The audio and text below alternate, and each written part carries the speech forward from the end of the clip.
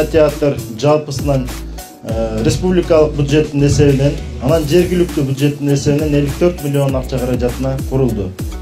Бул жерде кичи залдар, өзүбүздүн кыргыз кинонун сүйүүчүлөр үчүн кичинекей залдар каралган. Бир нече дүйнөлүк масштабтагы чоң кинолорду да көргөнгө болот. Ал жерде өзүнчө бир чоң зал каралды, анан VIP залдар каралды да.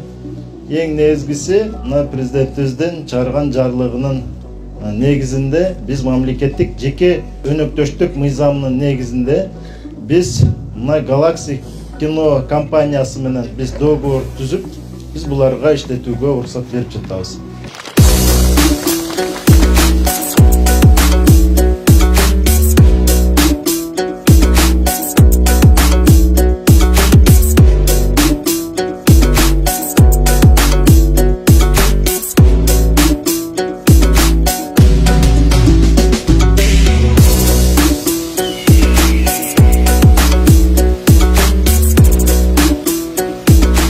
Абдан жакшы, аябай жакты мага. Ушуну жасаган чоңдорлоруна чоң рахмат айтам. Бул дизайн жагынан да өтө сонун болуптур. Бизге да мындай жакын болду. Центрге барып отурбайбыз.